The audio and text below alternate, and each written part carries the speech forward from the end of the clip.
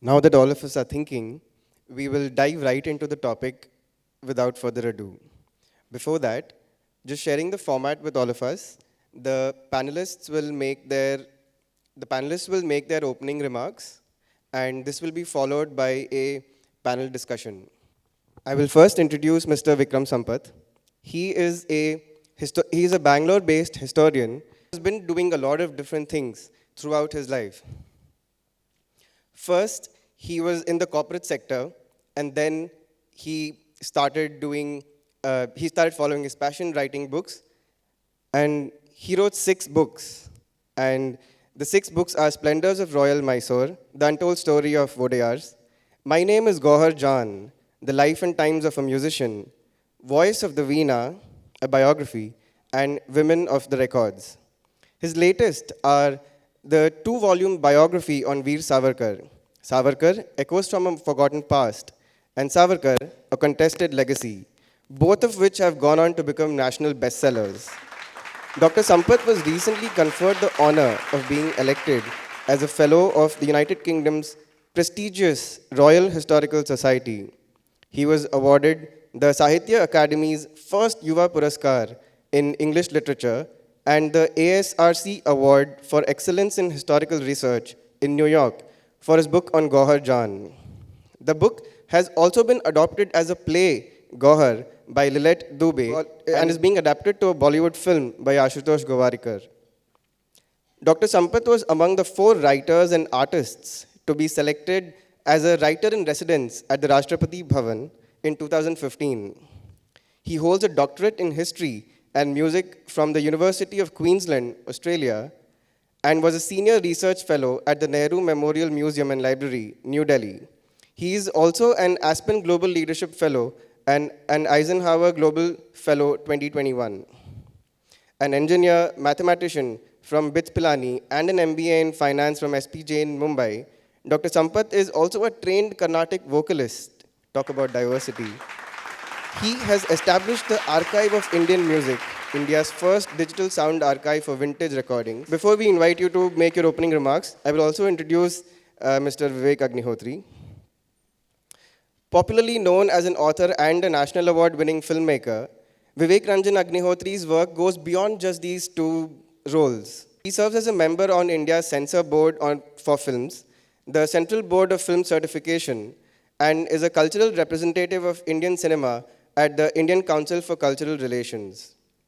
Having spoken at many prestigious platforms such as TEDx, the Harvard University Conclave, the World Hindu Congress, and Niti Aayog, among many others, he is a popular content creator who regularly publishes podcasts, videos, and interviews on topics closest to him: the Indian civilization, its culture, and socio-political issues. Earlier, he has served as the secretary of the Indian Film Directors Association and the Screenwriters Association of India.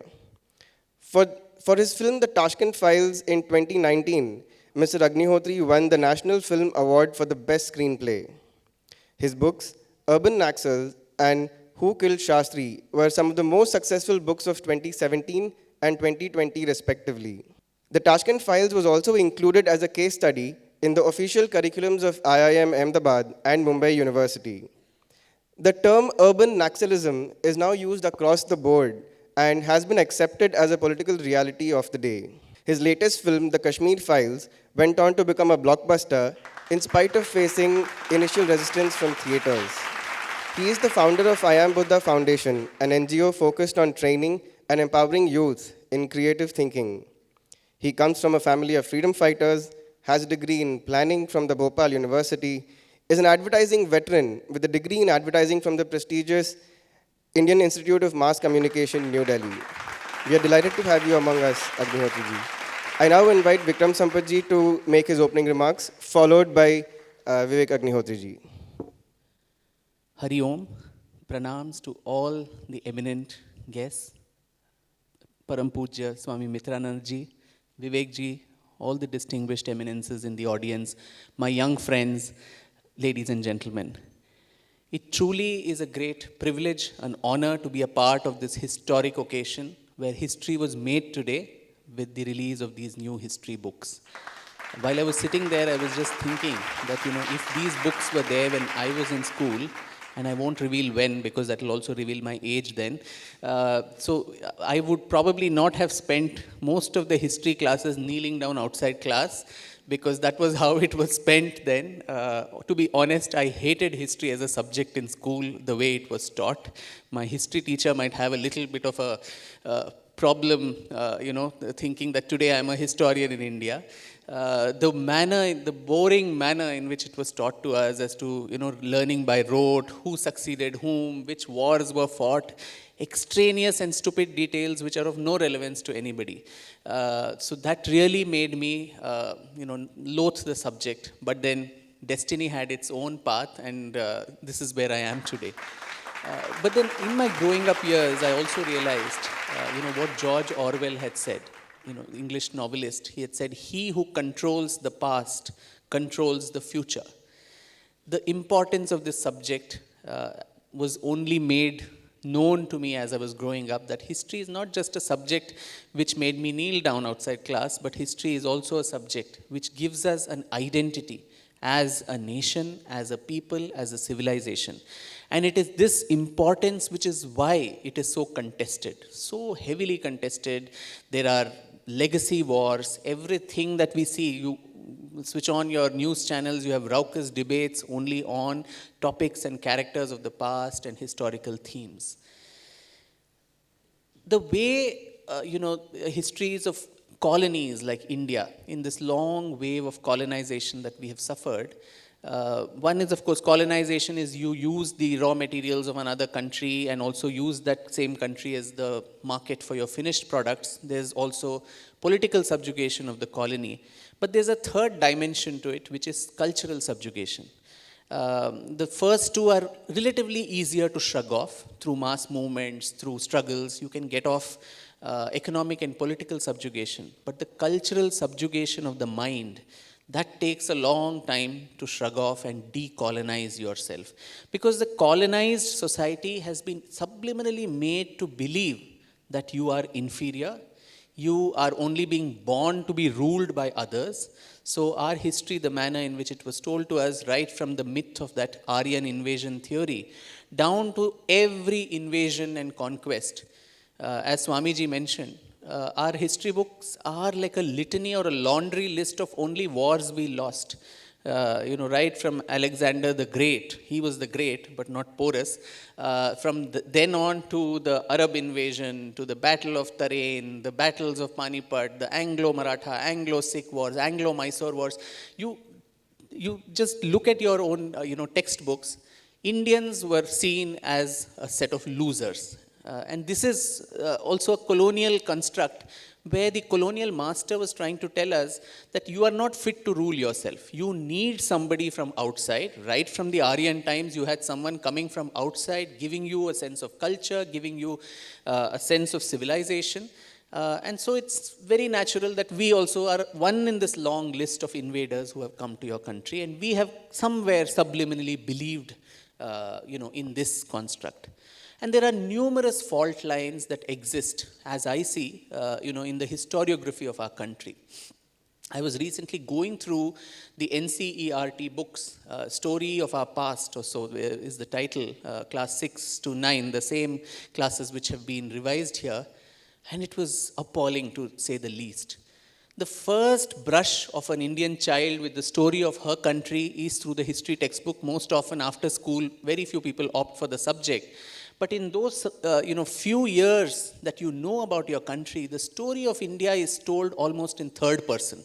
It's almost like you're listening to the story of some other country. Somebody else is telling you, and it's not about that sense of ownership and belonging. Along with that, there is this spectacular disconnect from your own roots. Where you're constantly made to feel apologetic about your past. You're constantly made to feel ashamed, inferior, the same colonial mindset. And a negation of India's civilizational greatness is almost seen like a fashion statement. It's so hip and cool to say, India was no good in these several centuries. That becomes a very important theme that comes through these books, and I was quite shocked to see that this is what has been in vogue for the last 15, 20 years. So an entire generation has grown up reading this kind of balderdash, if I may use the word. And somewhere we've been very faithful adherents of that infamous Macaulay's Minutes of 1835, where Lord Macaulay, while talking about the minutes on education, had said that the goal of English education is to create a class of interpreters.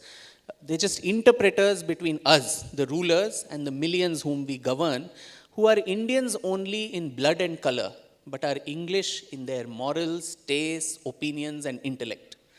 So very faithfully, we somehow follow that even to this day.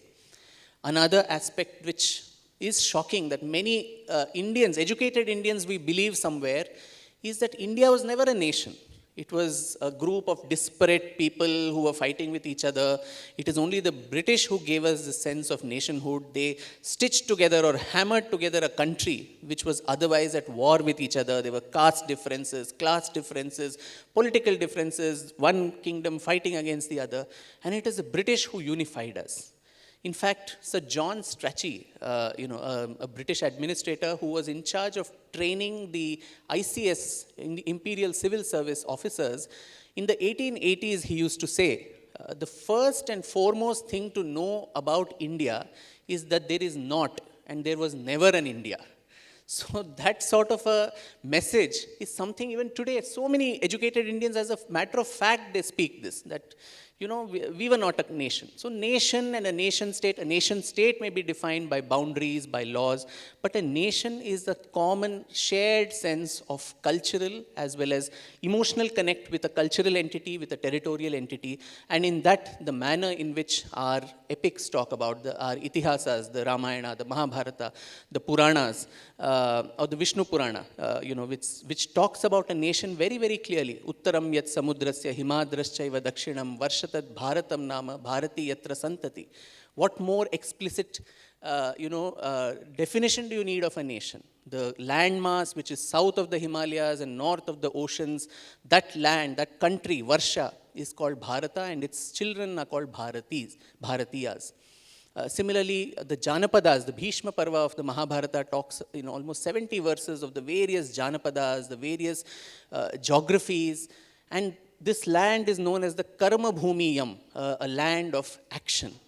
So, despite all this, and despite the way foreign travelers, whether it was Fahiyan, whether it's Hyun Sang, or the Arab travelers who describe this as Al-Hind, despite the manner in which there was a common unified sphere of cultural circulation, which someone like an Adi Shankaracharya in his Digvijayas across the country, in the manner in which he established the mutts at the 4 cardinal points, south, north, east, west, all of them knitted together. He need not have done that. He was from Kerala, he could have set up something there. But the very fact that he unified this entire landmass culturally, spiritually, and did not face resistance, that itself showed that this concept of a nation is beyond just rules and laws and a constitution and all of that. India is a civilizational state. It's a civilizational nation which far predates British colonialism and also the framing of the Indian constitution. A few other fault lines, I'll quickly finish, is one, of course, as Swamiji mentioned, stories of only losses. Where are the heroes? Where are the people who put their resistance? A forthcoming book that I'm writing is about these very unsung heroes and heroines of India. Lalitaditya Muktapida of Kashmir, who ensured that the Arabs were defeated and thrown away from India. Why is it that the Arabs could not conquer the rest of India beyond Sindh? We've never paused to think about that. Suhail Dev from Uttar Pradesh, who at the Battle of Bharech ensured that the Ghori army was defeated. So between Ghazni and Ghori, there's a huge gap of over 100 years. Why did the Turkish armies never keep coming back to India? Because there was that resistance. Rani Abbakka from my state in Karnataka, who ensured that the Portuguese were dealt a death blow. In neighboring Kerala, you had Marthanda Varma, who ensured that the Dutch East India Company in the Battle of Kolachal in 1731, they were completely decimated, so much so that the Dutch collapsed as a par, worldwide. So many such, Lachit Borphukan from Assam, Velu Nachiyar from Tamil Nadu, the Cholas who ensured that there was a civilizational and cultural outreach of India to the southeastern countries. Rani Naiki Devi in Gujarat, who defeated Muhammad Ghori, a Chalukyan Solanki woman ruler, who defeated Ghori so badly, he was so embarrassed that he never came to Gujarat again. So where are all these multiple stories? Bappa Raval, Raja Dahar, Rana Kumbha, who never got defeated. The second largest, longest wall after the Great Wall of China is the Kumbhalgarh Fort, which he built in Rajasthan. And these are ideas which our history books don't even talk about. It's quite a, shocking thing. Similarly, several of the dark elements of our history, we somehow shy away from talking about that. When it comes to invasions, when it comes to the genocide that the civilization faced. Will Durant had said the Islamic conquest of India is one of the bloodiest stories of human history, not just Indian, but human history. But do our books talk commensurate about that? Historian K.S. Lal had mentioned that between 1000 CE and 1525, the population of this subcontinent fell by 8 to 9 crores. 8 to 9 crores were actually massacred just in those 500 years of the early Delhi Sultanate time and the early invasions of Islam. 60 lakh Jews being massacred during the Second World War, we call that as a Holocaust. So what do we call 8 to 9 crores of Indians, Hindus, Buddhists, Jains who were all massacred during those 500 years? What do we call that? We do not call that the Holocaust. Sitaram Goyalji, in his seminal work, talks about 40,000 temples, at the least, it's an underestimate, 40,000 temples destroyed during the entire foreign invasion of India. Where are these temples lost? Do we even talk? Forget reclaiming them. That's a long story. One temple which is of primal importance, we had to fight in the Supreme Court and judiciary for hundreds of years. But all these temples, at least can we acknowledge that this is what happened? The sex slavery that the women of this country had to face during these invasions. 4 lakh plus women.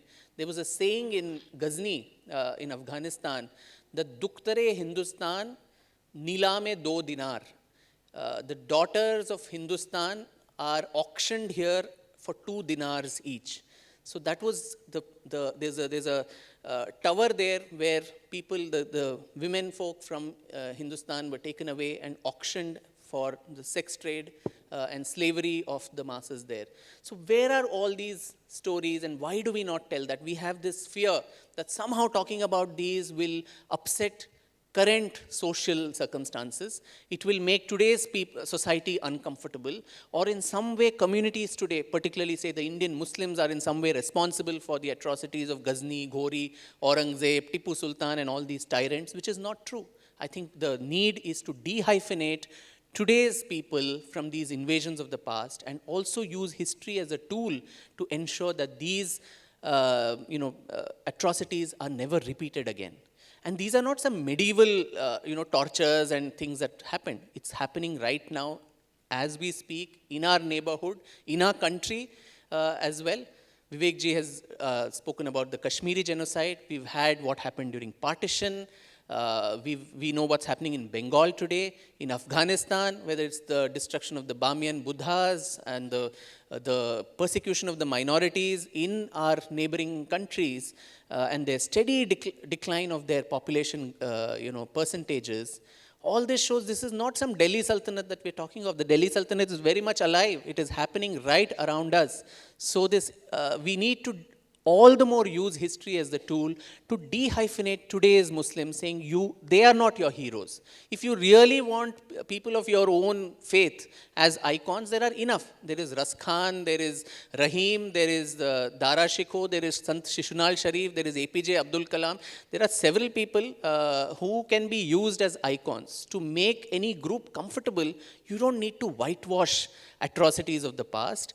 You don't have to, and mind you, the edifice of national unity cannot rest on the shaky foundations of whitewashed history.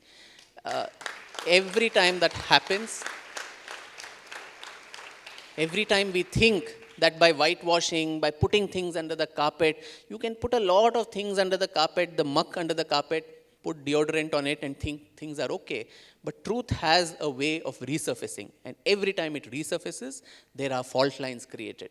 There are conflicts created. That's why we saw what happened in Ayodhya. We see all this renaming of cities, the trouble that goes on all the time because we have not made peace with our past. We have not made peace with these atrocities of the past. World over, where there are Holocaust museums.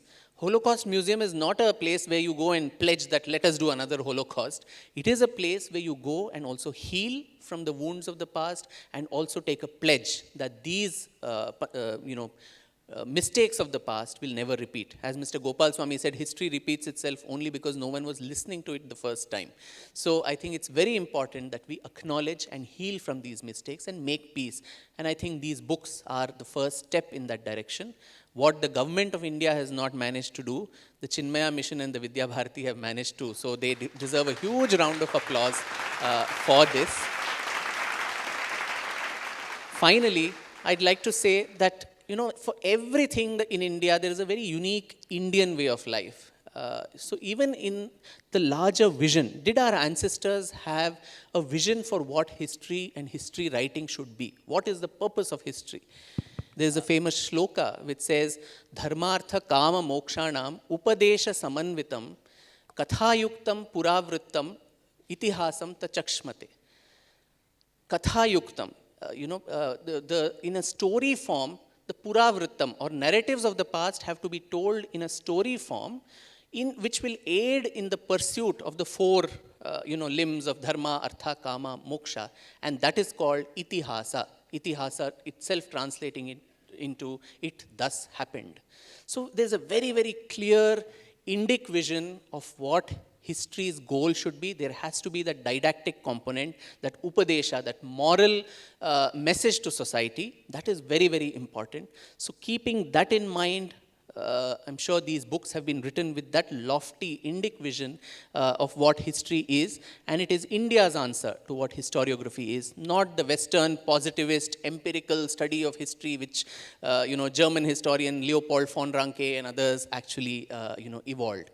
So my hearty congratulations to the Chinmaya Mission and Vidya Bharati, and I do hope that these books become the mainstay not only of your schools but schools across India, so that students like me no longer kneel down outside class in history classes. Thank you.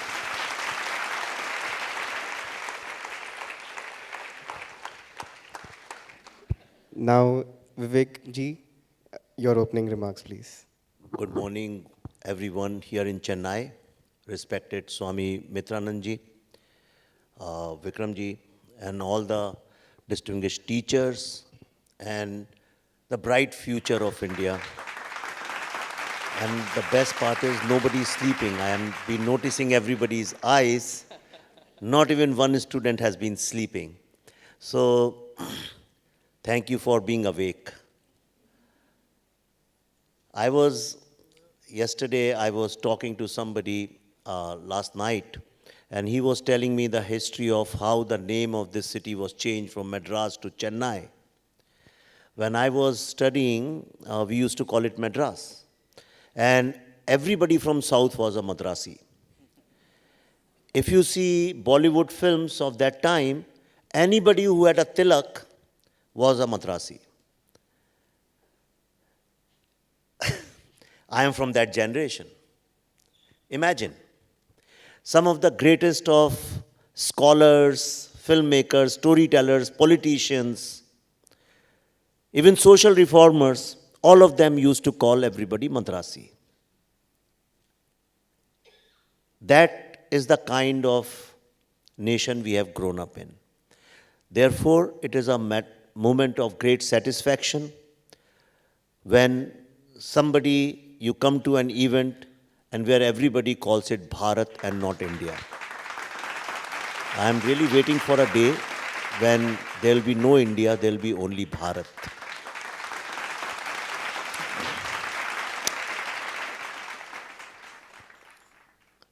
When I studied, like Vikram said, we were only told what is wrong with this nation. You have caste issues, you have women empowerment issues, you are a dirty, filthy country, you are weak people, you didn't know how to fight, you have no courage. That's how I grew up believing that everybody else in this world, yes, we are spiritual, we had some great people, Ram and Krishna and great gods or great people.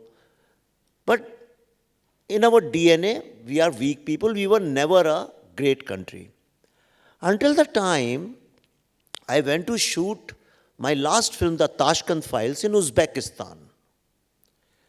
And it was in Samarkand, the guide, the local guide who could translate the language, and he was taking us to see locations to shoot. And we went to Temur Lung's tomb, Dargah, whatever it is, And he told the story. He said that Temur conquered almost all the nations in this region, and his countrymen, they were giving him the title of the emperor. And he refused to accept it. He said, I can never be the emperor until I conquer Hind. What does it mean? It means somebody who was called emperor believed that there was a nation which was the strongest nation in the world, and without conquering it, he cannot be an emperor. And he used the word Hind.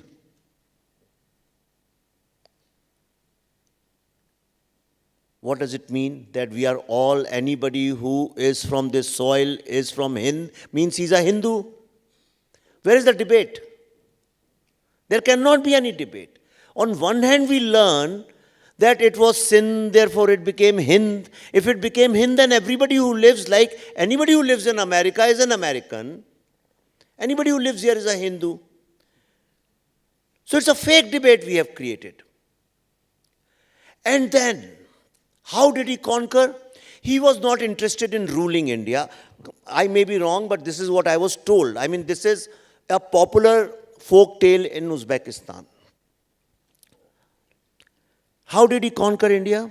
Then he got an army, huge. They say it's like the largest army of the world. And then he conquered, came via Kashmir, then Punjab, Haryana, and he came to Delhi in one night. It is written also there in a plaque. It says that as a glorification of Temur, that in one night, he killed 100,000 people. And on his way back, he burned villages after villages after villages. His interest was not in ruling India. His interest was in destroying this nation, because there cannot be more powerful nation than Uzbekistan. That's what the history is taught over there. It's so unfortunate that an invader, a tyrant, who killed 100,000 people in one night, even if it is exaggeration, he must have killed thousands of people. At that time, population was not so huge. 100,000 people in one night. He destroyed villages after villages, temples after temples, ruined everything. And it is such a sad commentary. It's such a kalank on our historians and our education system that one of the topmost stars of this country calls his child Temur. Not because he is anti-India or anti-Hindu, because he is not even aware. He has learned the greatness of Temur. That's why he thinks Temur is a hero. But he doesn't realize somebody's hero is also somebody's villain, because he has grown up learning only about Islamic heroes. He was never taught about our heroes, the real heroes of this nation. Who's your hero? Somebody who protects you. Somebody who fights for your dignity. Somebody who fights for your honor. Hero is not somebody who's killing only bad people. Hero, somebody who protects you. That's why Rama is a hero. That's why Krishna is a hero.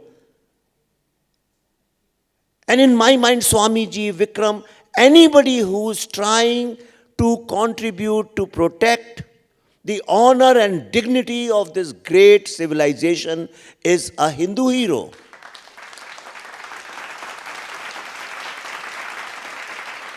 Dr. Kalam, Rahim, these are all Hindu heroes. And which is why it is so important to read the history of our heroes. Second thing, Swamiji introduced me as somebody who's researching on history. I am not researching on history, that's left for people like Vikram. I am researching on what the future of India is going to be. History comes in that context. Why Kashmir becomes so important? Just see the conversation before the Kashmir files and after the Kashmir files. Before the Kashmir files, I have been giving speeches for last 10 years, almost 10, 15, 20 days in a month, so I know how the reactions have changed.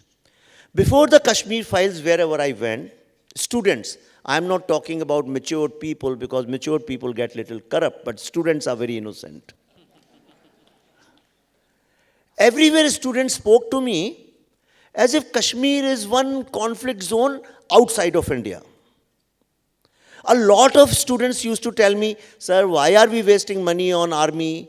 Why this khich-khich? Chhod do na usko, let it go, so that we live peacefully. And most of the students, I have this research, means real sample in written forms from schools and colleges. Most of the students believed that Kashmir was an Islamic region and Hindus have illegally captured it, which is true. And most of this survey was done in North India and Western India. That's what they believed. Nobody had any pride in Kashmir, as if it's somebody like everybody from South was Madrasi. Similarly, anybody who's from Kashmir is a Muslim. But after Kashmir files, wherever I go, students say, sir, there is no way Kashmir can be separated from India. Because they realized that most of the knowledge which they are getting about Ayurveda, Upanishads, Panini, Patanjali, most of it is coming from Kashmir.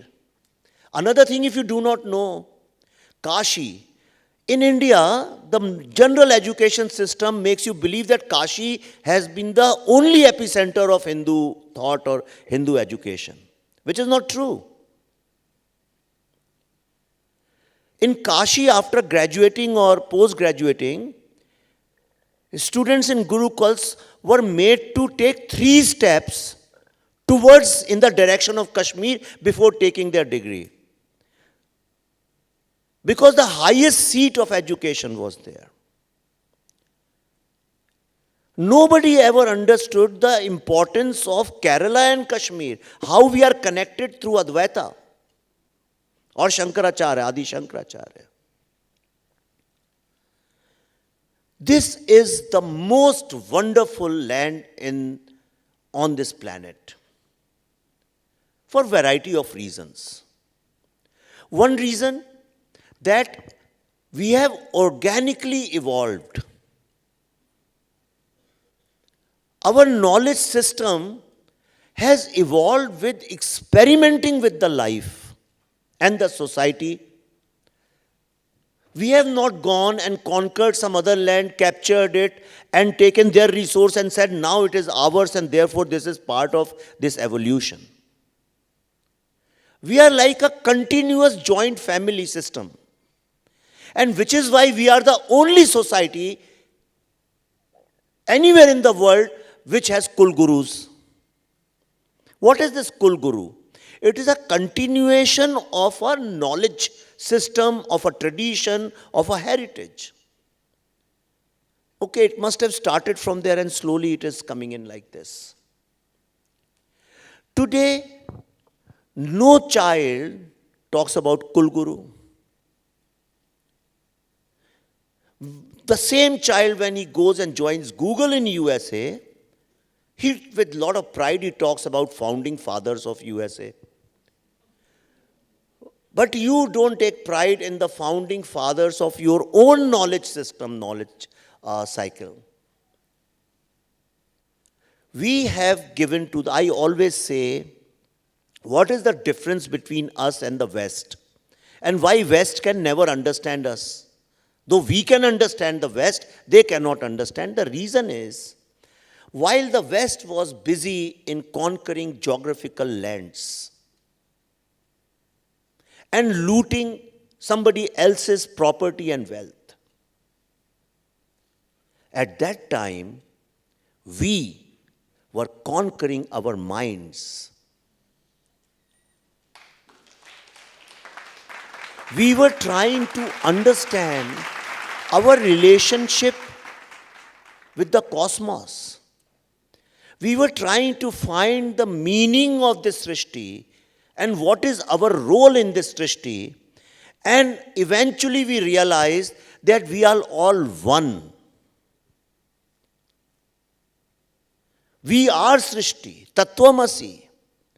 You are that. The power you think about, that infinite power you think about, or that ultimate truth which you think about is you, provided you realize it. Therefore, the meaning and purpose of life is to realize yourself and do not waste your life unrealized. And this is the knowledge this world is slowly understanding. Science at least is understanding. In quantum physics they are understanding that the power of the smallest particle is equal to the entire energy of the world.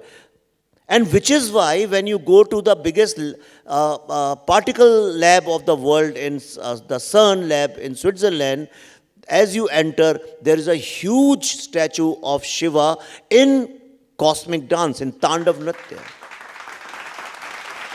And the cosmic dance of Shiva is, when you are static, you are dynamic. When you are dynamic, you are static. When you are there, you are not there. When you are not there, you are there. That's exactly what the quantum physics says. The advanced side of quantum physics. Scientists have started realizing it. But it is very, very important now that we, our own people, realize. Whenever I have realized, we talk about oppression. There are two things everybody talks about. In India, there is a lot of oppression. Who's doing whose oppression? Let's face this in a very honest manner. The biggest conflict in India is told Hindu-Muslim. And everybody avoids talking about this. But in day-to-day life, if you see, every single day you have to interact with somebody who's not from your faith. And this kind of interaction between diversity or diverse faiths, you will see only in this country, nowhere else in the world. In America, they say we are diverse. How are they diverse? They have got Chinese locality, they have got Indian locality, they have all kinds of food and localities, but nobody interacts with anybody. But in India, we interact on day-to-day basis. And that is the greatness of Hindu culture and civilization. Because we say, okay, you are different, but no problems. Housewives, on daily basis, they go shopping. They don't care who's selling what. Then who's creating this conflict? Average Indians don't create this conflict. Bharatiyas never create this conflict. India creates this conflict. Today, India's biggest problem is that we divided India and Pakistan, but at the same time, we also divided India and Bharat.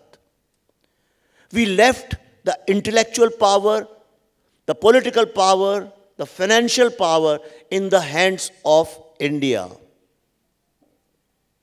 And if you look as a pyramid, if India is a pyramid, you will see the base, that the huge, huge masses, That is Bharat, and it's always told by India what's wrong with you and why you should correct yourself, and you are weak, you don't have courage. In case of Kashmir also, everybody knew that there was a genocide. They were killed, raped, and tortured in the name of religion, yet the spokespersons of India kept telling them, you had no courage and you ran away. Which is why I made the Kashmir Files. Which is why I was telling Swamiji, my biggest ambition in life, if you go to YouTube, history of Christianity, history of Islam, history of this, history of that, everything you will find, but you won't find the history of the oldest, longest, continuous civilization of the world. Nobody has made it.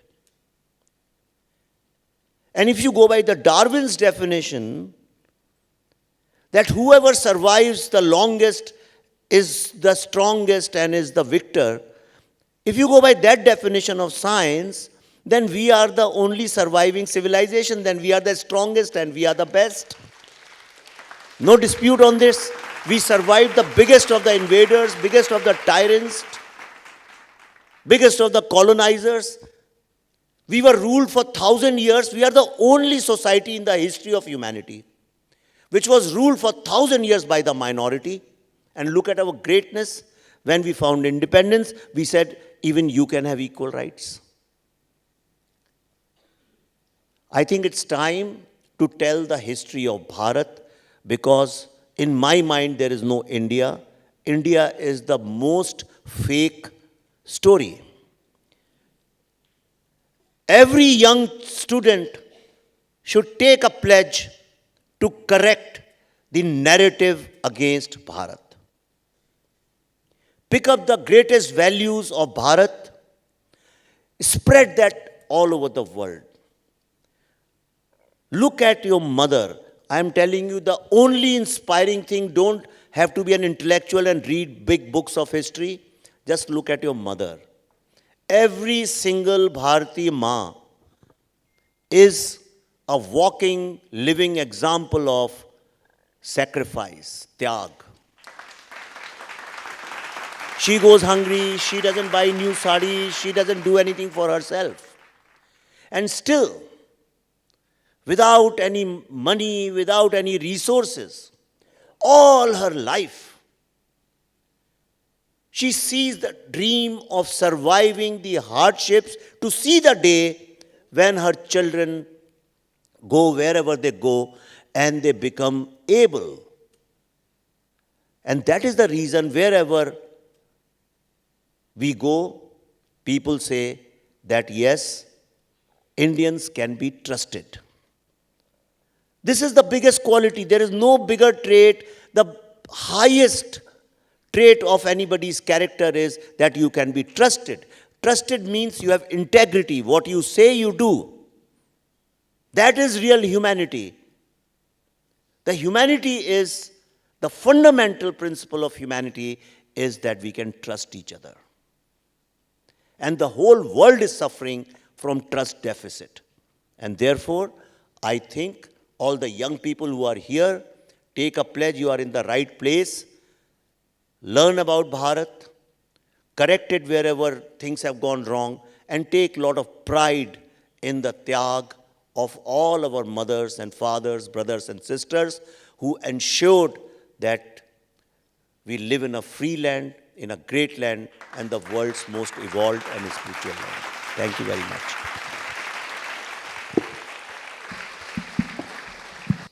Keep your questions very crisp and short.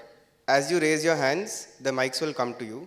If you don't get an opportunity, that is okay. Anand Seshadri is an engineer turned strategy professional working in the areas of organizational excellence and supply chain. A seeker who loves cows, he is passionate about researching, writing, teaching Bharatiya history, culture, and tradition. After more than a decade of traveling outside the country, he returned to the home turf to follow his inner calling. Yashaswini is a public policy consultant working on government advisory projects. She is an economics graduate from the University of Delhi and has worked on rural development projects at panchayat level with women and tribal communities. She later served as a legislative and research aide to a member of the parliament in the Rajya Sabha. Yashaswini has been associated with the Chinmaya Mission for over 15 years and is also the sub-editor of Chinmaya Mission's international youth magazine, Chinmaya Udghosh. Please put your hands together for our moderators and panelists. I now hand over the wheel to our moderators. Hari Om. Yeah. So it was such an invigorating discussion to start off with. And I was just thinking about the names that Dr. Vikram Sampath had mentioned. Lalita Aditya, Suhail Dev, Rani Abaka. Forget being mentioned in the history book. They never even came up as quiz questions. Right? It was not even a challenge for the intellectuals.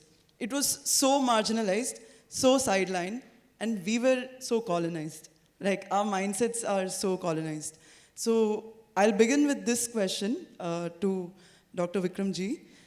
What is the consequences of decolonizing the Indian mind or the Bharatiya mind?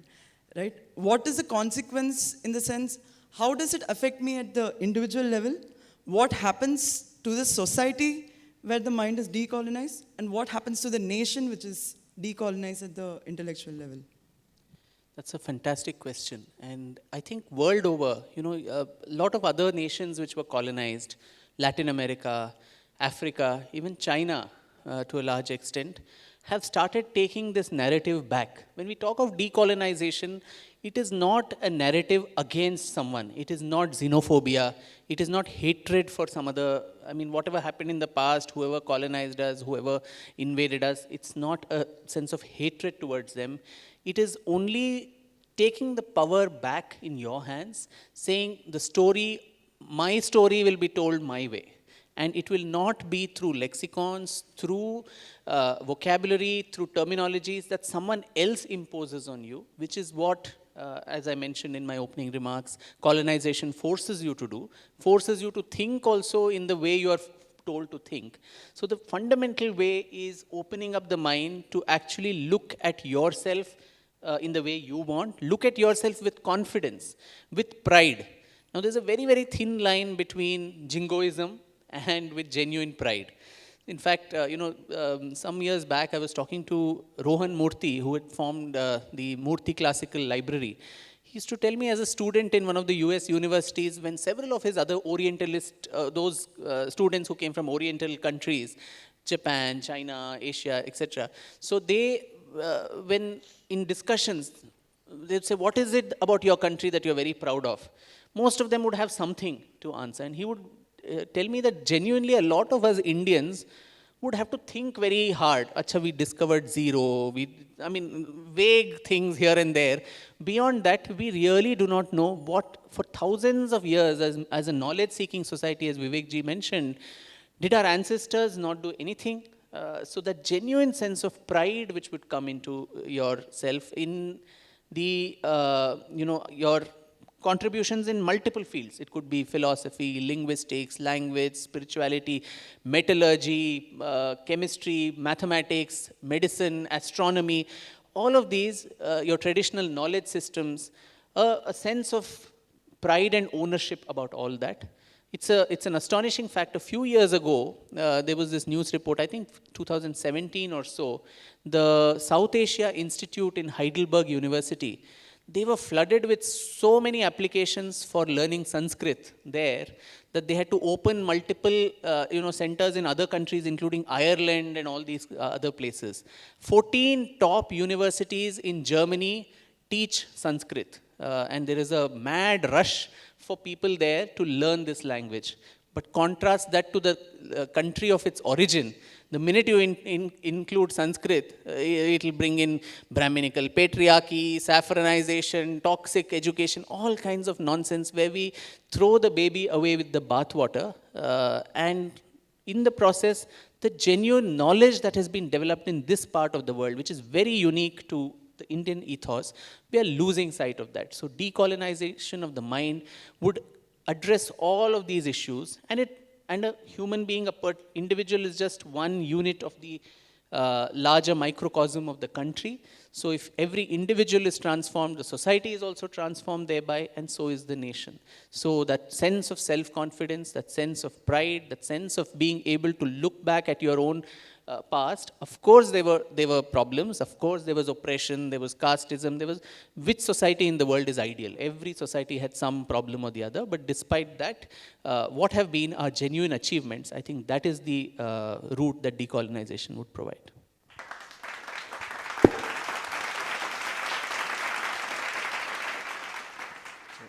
Thanks, Vikramji. So I think it is not out to say that, we need to be very, very proud of our country.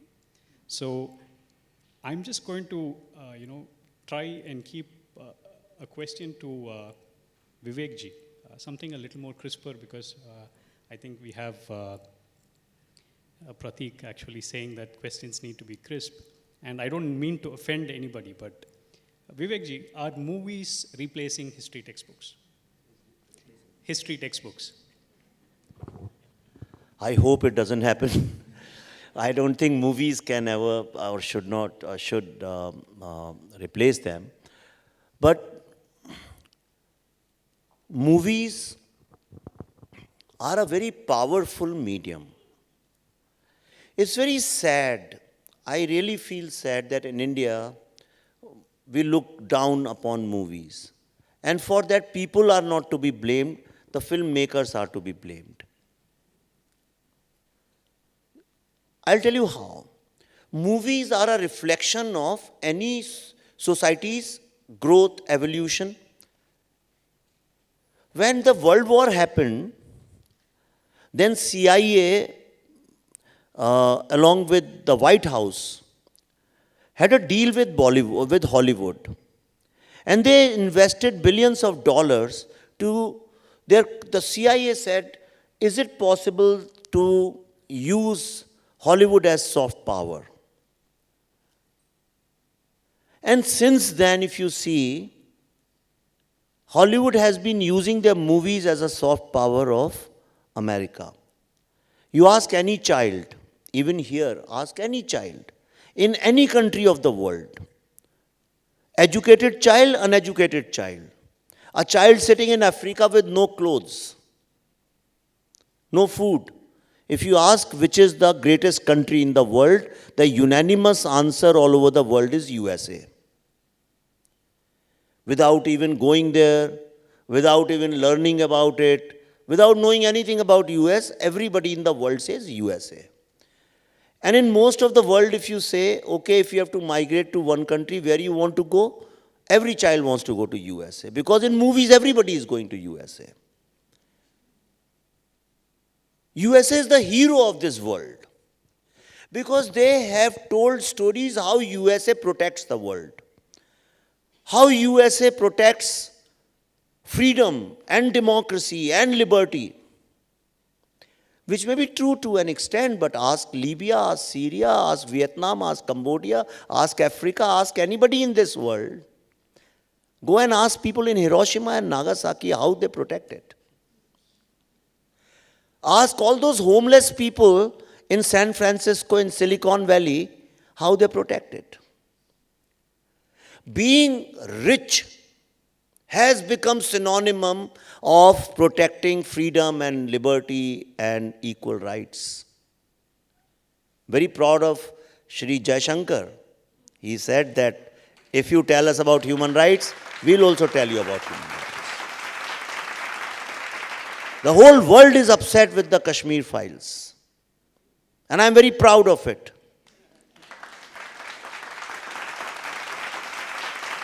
Thousands and thousands of books have been written on Kashmir. It's not, if somebody says, oh, we didn't know. No. That's your problem. You didn't know because you don't read. Nobody in schools and colleges are asking you to read. I have got a room full of books on Kashmir and Kashmir genocide. Every Kashmiri Pandit has written something. Well-published books, if not well-published, some articles, something. They have written. For 32 years they kept this alive. But one film. See, I'll tell you, this is very interesting to understand the power of cinema. Because cinema is the only art which has all the dimensions. You have audio, visual, plus you have depth. And it is collective viewing. So some kinds of vibes are also traveling and transferring so that there is some kind of a consensus whether this is right or wrong. That's the science of cinema, very simply spoken. Before the release of the film, not even one person from media was willing to talk to me.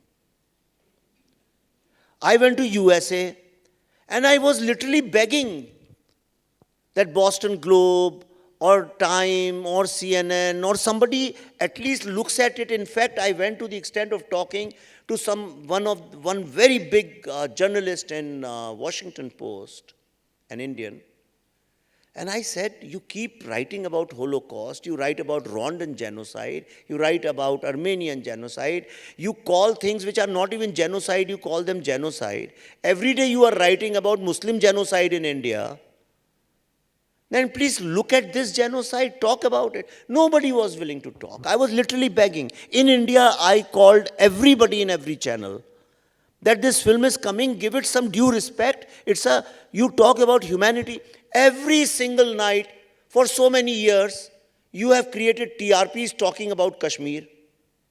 And today when a genuine film is coming on Kashmir, you are not talking. But nobody was willing. So we had no option, so we took the film and showed it to people like you, door to door in USA and everywhere. Then in India, I started traveling, showing it to film to common people. Once the film came, since then, my phone has not stopped ringing. Yesterday, I realized that it's been more than one month. It's like almost 1.5 months now. Film has done its course of theaters. I should move on. And I just wrote a tweet. And I went to the studio after writing. When I came out after 2 hours, there were 150 missed calls. All calls from media. In last 10 days, you name it, CNN, Time, New York Times, Washington Post, Al Jazeera, you name everybody. Everybody has spoken to me, taken my interviews. I talk about humanity. But their headlines talk about Islamophobia. That's fine. You do whatever you have to do. You bring my thing in conversation. This is the power of movies. Holocaust.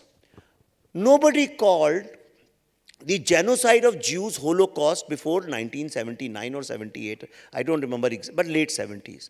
Before that, it was never called Holocaust. Some American made a documentary called Holocaust. And it released in Germany. And there were violent discourses, conversations, debates. People came out on the street. There was a lot of upheaval. There were lots of problems. The society went into conflict. But once that matter was settled, today, if they say 60 million people were killed in Holocaust, nobody questions and says, were they 58 million or 60 million? When Spielberg makes Schindler's List, nobody in the world has the guts to even question whether there was anybody called Schindler or not. No. The world has realized that if such mass-scale torture and violence has taken place on the basis of a race or a faith or regionality, the entire humanity should be ashamed of it. No questions asked. There should be zero tolerance. But the problem today is, you must have read about Elon Musk. I am going into detail because you have to understand this politics. You read about Elon Musk yesterday. He made a vulgar offer and he said he wants to buy Twitter. Which was the first tweet which came, no, you cannot? Saudi Arabia's king. Because they have invested most. All these New York Times, Washington Post, CNN, I'm taking names. They are all funded by Middle Eastern money.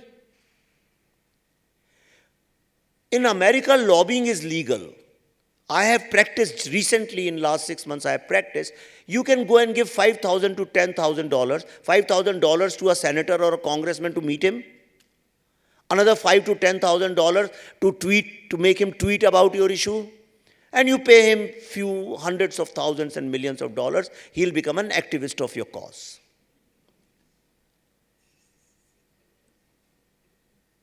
This is why in America, everybody is talking about Islamophobia.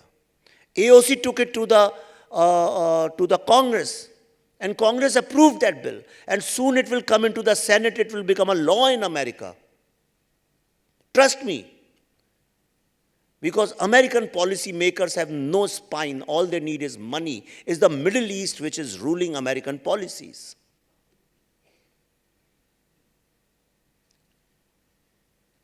Now, I want all the young people, next time when somebody says, no, in Kashmir, 4,000 people died, or 3,900 died, or 400 died, you say you are Hindu-phobic.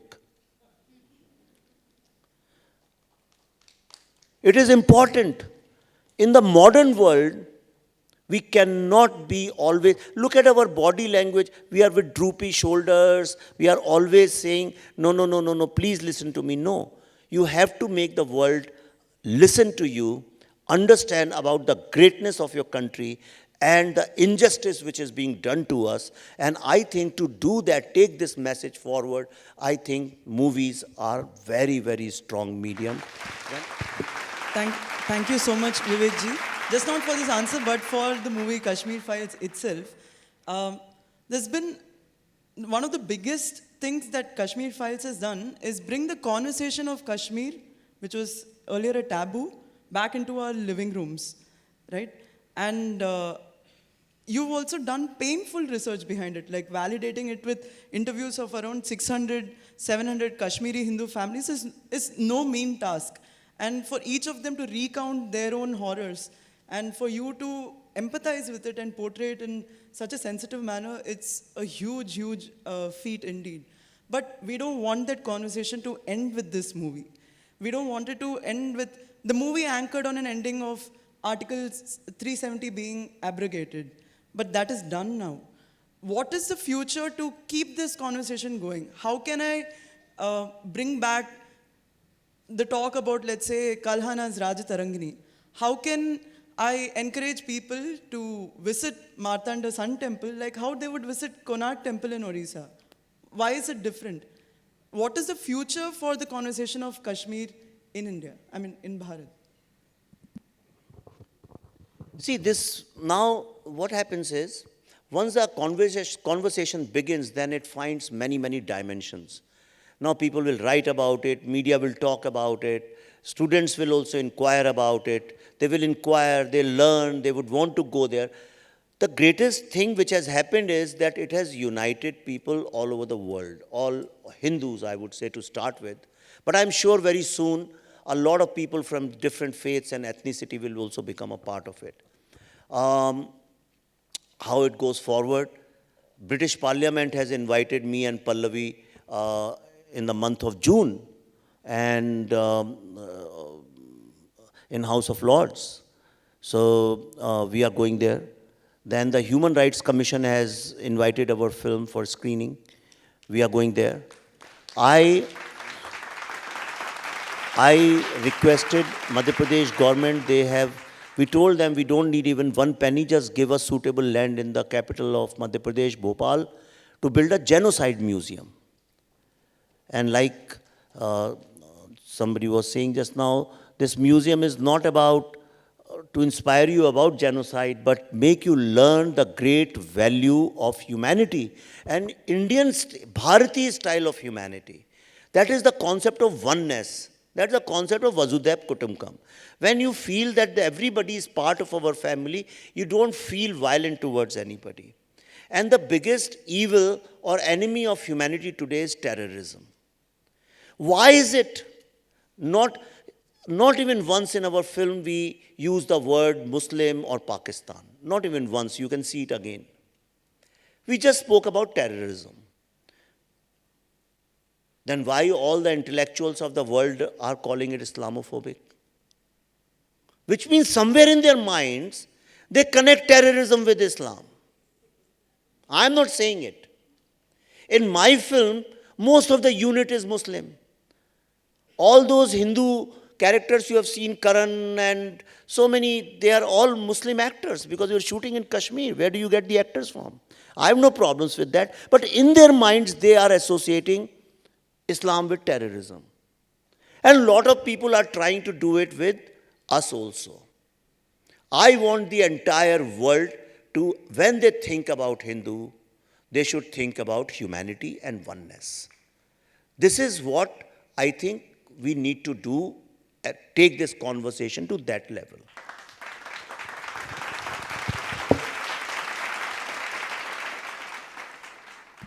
Thank you, Vivek ji.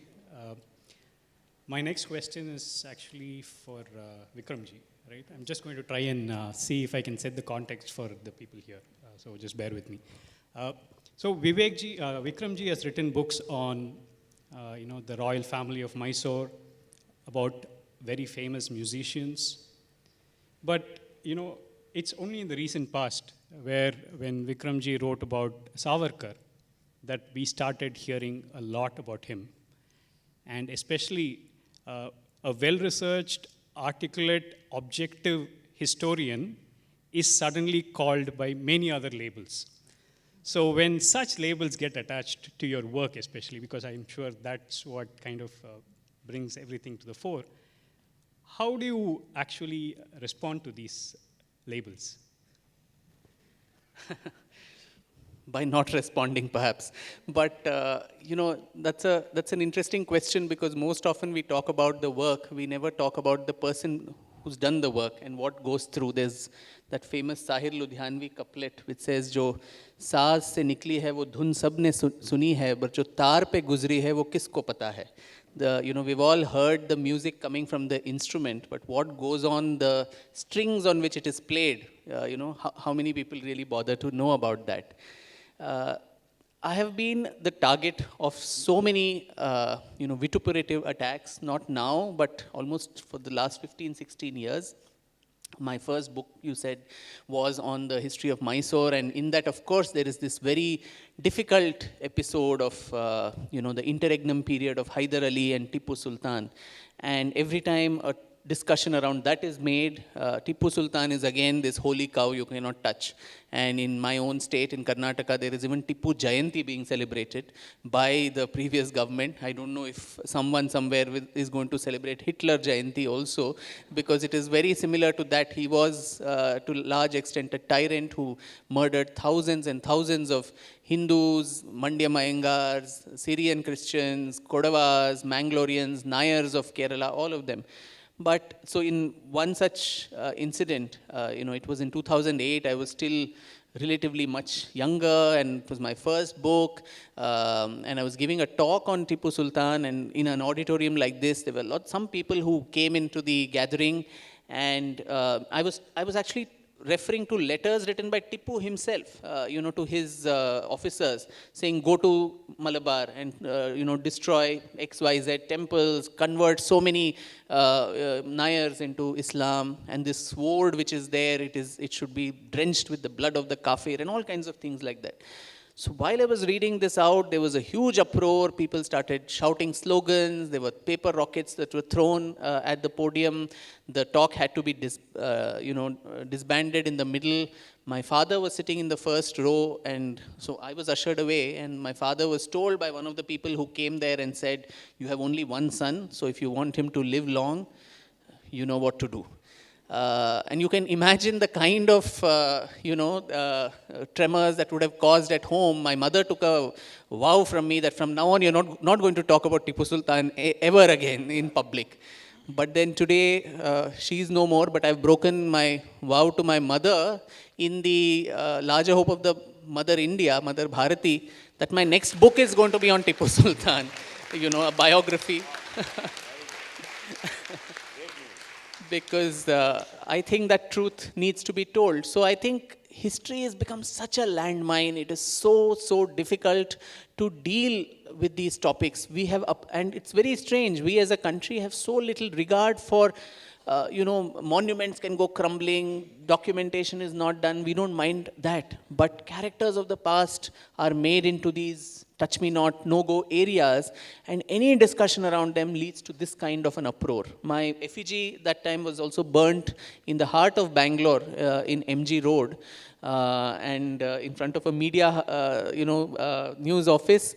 And the editor of the newspaper called me saying, what do we do? I said, you just take a photo and send it to me. I'll make it those days it was Orkut. So Orkut profile picture was my effigy being burned. So I think that is the way to react to these kind of, because otherwise, if you are faint-hearted, you cannot make the Kashmir files. You cannot write books like this. You cannot even talk because you can only write politically correct things. You can make politically correct films, romantic comedies, chick licks. This is all that will be safe. You will also get a lot of, recognition and all of that. Now, when it comes to Savarkar, there also I knew the landmine that I was entering, even while I began the journey 5 years ago. And because there's a history to him. No person in the past, in our recent past, has become such a persona non grata as Savarkar has been made to, suffer. Someone none less than the eminence of Pandit Hridaynath Mangeshkar ji, the brother of Lata Mangeshkar, Bharat Ratna Lata Mangeshkar ji. In the 1960s, 70s, he was working in the All India Radio. And Savarkar, in addition to being a great ideologue, was also a fantastic Marathi poet. So he wrote several poems, Ne Majasi Ne Parat Matra Bhumila, Sagara Pran Talmalala, then Jayostute Shri Mahan Mangale, Shivaspade Shubhade, Swatantrate Bhagavati Twamaham Yasho Yutam Vande. So all these poems that he wrote in Marathi, Hridaynath ji, who was working in All India Radio, he tuned those poems, and Lata ji, Asha ji, all of them, all the sisters, they sang it. It's on YouTube for people to see. And for this crime that he did, Hridaynath ji got a show cause notice from All India Radio saying, explain why you picked this poem. And in a very matter of fact, he's on record stating it, that he sent a 2-line reply saying, good poem, great poet. That is reason enough to tune it. But All India Radio was not to take this. In 8 days, he was thrown out, sacked from his job. So this was the level of, today we talk of intolerance in our society and all of that. If this is tolerance where just for the crime of picking up the poem of somebody whom you don't like or who is not part of the mainstream political system, someone remotely associated with that person has to pay a heavy price of losing their job. I knew what I was entering into. So in the last 6 months, 7 months, the kind of attacks, not only nationally, but as many people know, internationally, there's been so much of, I'm very happy, like Vivek ji said, sometimes when they ignore you, you know that you have not hit them where it hurts most. When they sit up and take notice and even start attacking you, it's actually a victory that, you have hit the raw nerve somewhere. So all kinds of slander, all kinds of allegations, you are called names, you may not be affiliated to any political party, but you say, yeah, you're on the paycheck. I don't know where these paychecks are going, if they're coming from somewhere. So you're on someone's payroll, you are this and that, and so many new labels that have come, for which I've also taken judicial recourse. So all these things keep happening. But as I said, history is not for the faint-hearted, at least in India. One has to have a strong, resolve that despite all these attacks, you are going to tell the truth. And the truth has a certain power in it, which will give you the strength to face all these attacks. That will shield you from all these attacks. And I truly believe in that.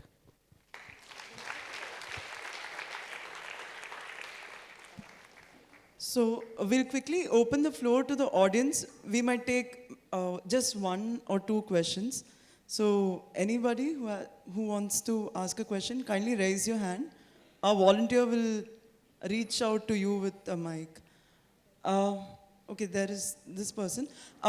Just give your name. No, here, Rohini. Just give your name and what you do, And please stick only to the question. Yeah. Good morning. This is Dr. Geeta Iyer. My question is to Dr. Vikram Sampath, an observation and a question. I think you were blessed to be kneeling outside the history class because you probably escaped the psychological subjugation that we were all exposed to, that we had to unlearn over the years. My question is, have we been too silent?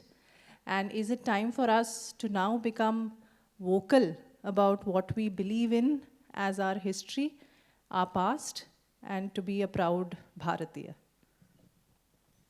Excellent question. I think you're right. We have for the longest time been silent for various reasons. There was no facilitation, there was no ecosystem. The manner in which, the creative fields, whether it's the media, the arts, the fine arts, academia, these have been under the thraldom of a particular ideology. In the Kashmir files, there's that famous dialogue that the government may be theirs, but the system is ours. So I think that is very, very true, that even to this day, irrespective of the political dispensation, the capture of systems, and this is not just of India, even in America. A couple of years ago, in 2016, there was a news article in New York Times by Nicholas Kristof, who was a journalist, who'd written that, even in academia, media and arts in the US, the capture by the so-called liberal, leftist liberals, though I don't know why you hyphenate left and liberal when left has never been liberal anywhere in the world, right from Soviet Russia to China to any place that where it's ruled, or even in states in India. So the capture by the leftists has ensured that only 6 to 11% of US universities, are of conservative thought. So when you actually entrench yourself so deep into the system, you are the gatekeepers. You ensure that anybody who does not come within your worldview is not entertained. Careers have been destroyed in India of people who have held a different viewpoint compared to the mainstream. This whole peer review cabal, which ensures that, I slap your back, you slap my back, and we all form this cozy club. Fellowships are given, foreign assignments, all these lucrative lures that are given to ensure that, you are all a cozy club, that privileged club. And these are the same people who talk about Brahminical privilege and all of that. So because of that, the capture was so intense that people have been silent, as you mentioned. But today, thanks to so many things, one is a political environment also which facilitates different viewpoints, and also most importantly, social media, which puts a megaphone, which has its disadvantages, it also has its pros, which is it puts a megaphone on every person. There was that Twitter handle, True Indology, which got repeatedly suspended. This person, established historians could be demolished with facts and figures by this person. Of course, not the best way to do. You finally need to write a book, you need to research, you need to document it, put a film together. Twitter is very ephemeral, it will go away tomorrow morning. But then still, challenging the status quo. Before, whatever we say, that is the Veda, the Veda Vakya, and nobody can challenge that. That was the system before. But today, everyone is able to poke holes. One of these eminent historians, they put out some Twitter thing where there's that painting of Krishna pointing to the moon, and all of them, all the gopis and gopas going somewhere, and they said, look, this was actually done during the Mughal period, where he's showing the Eid ka Chand, and so how Ganga Jamuni Tehzeeb and all kinds of nonsense like this, whereas actually, I think it was True Indology who punctured holes in that entire picture, that it was a Rajasthani miniature that was not being shown, that it was a photoshopped image of that Eid ka Chand that was put. It was actually, they were showing Nanda's house or going towards that direction or something like that. So imagine the angst of that established tenured professor and a historian, that a chit of a boy or a girl is able to challenge you based on facts, and that is what riles them. But I think now that awareness has come, and this will go beyond a party, a prime minister, a political leader. it's crossed that stage.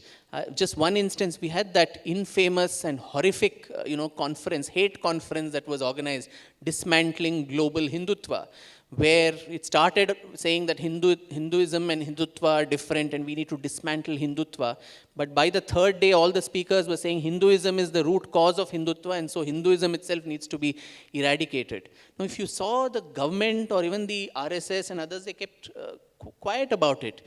But the outrage and the campaign against that hate conference was led by common Hindus, common Indians, common Hindus in the US, groups that started getting formed, started getting organized. So I think the movement has begun, which goes beyond politics, politicians, individual leaders or so.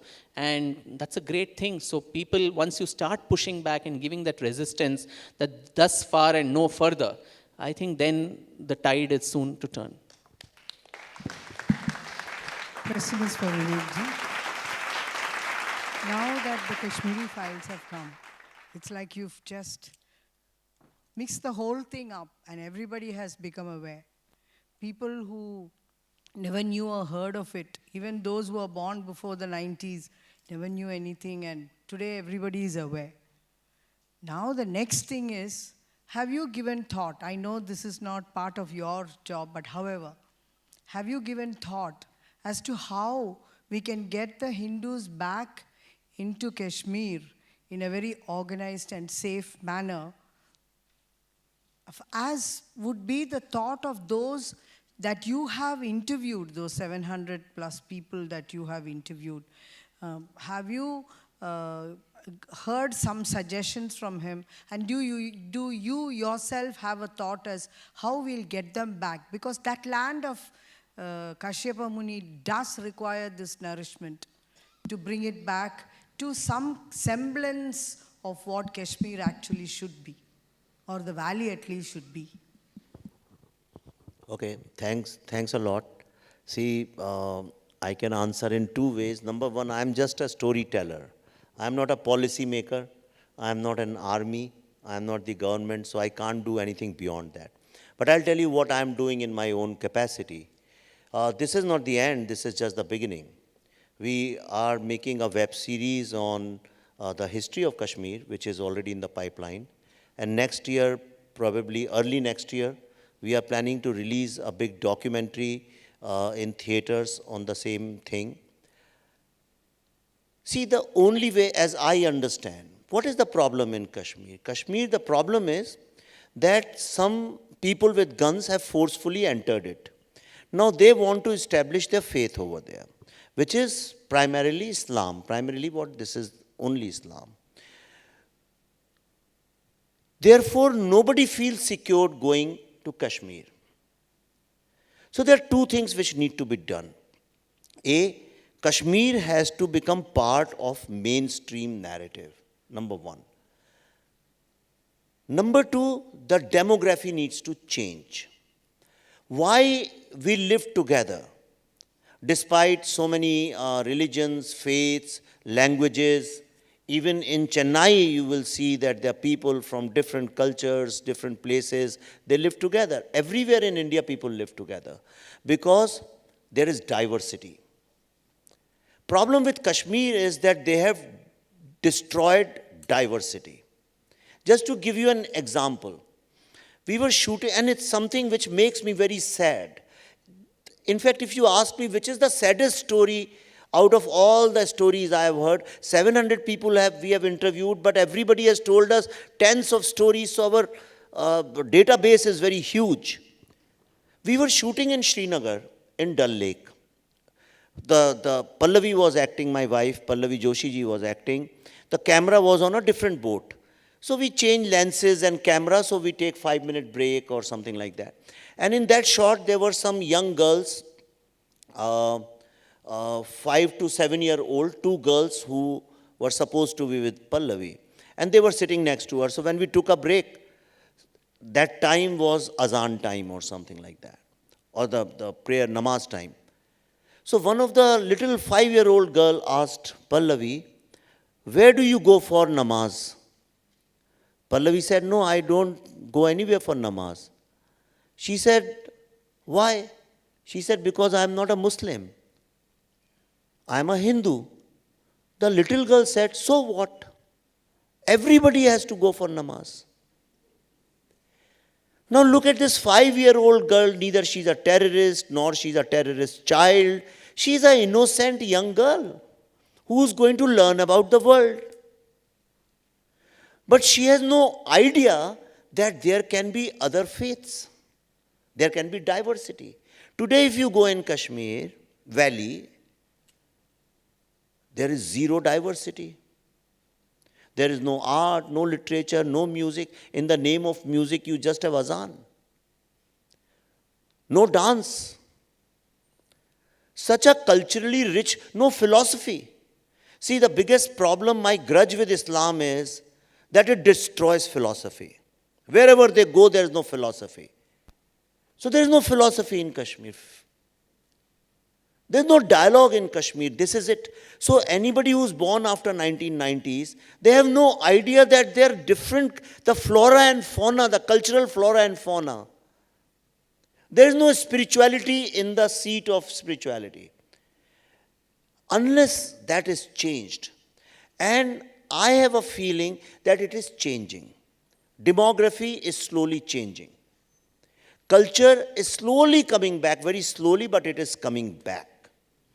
Lots and lots of Kashmiri Muslim boys and girls have sent me messages after seeing the film. They said, sir, we did not even know that cinema halls existed in Kashmir. Can you do something so that we get Kashmir cinema halls back?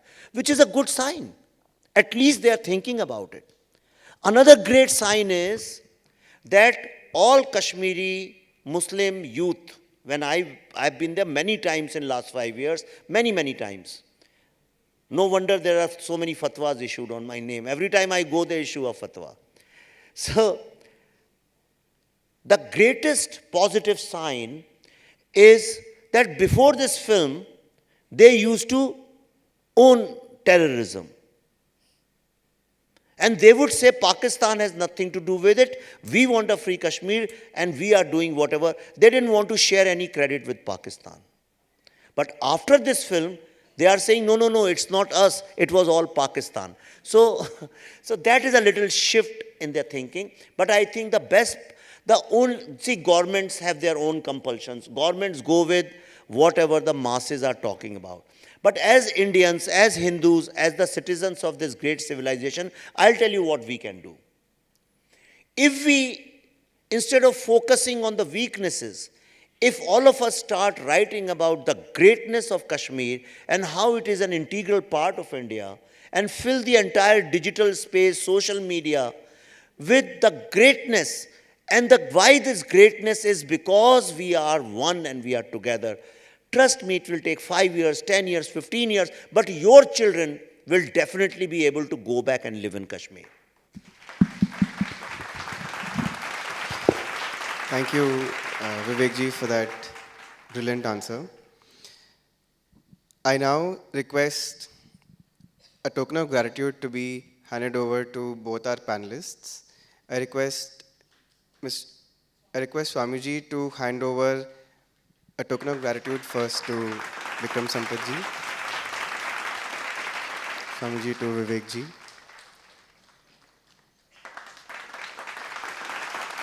Thank you so much, Swamiji.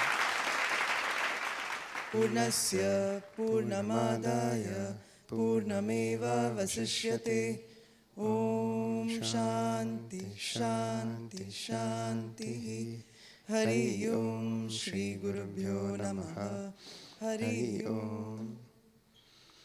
Jana Gana Mana Adhinayaka Jaya He Bharata Bhagya Vidhata Punjab Sindhu Gujarat Maratha Dravida Utkala Vanga Vindhya Himachala Yamuna Ganga Uchchala Jalati Taranga Tava Shubha Name Jahe Tava Shubha Ashisha Mage Gahe Tava Jaya Gata जनगणमङ्गलदायक जय हे भारत भाग्य विधाता जय हे जय हे जय हे जय जय जय जय हे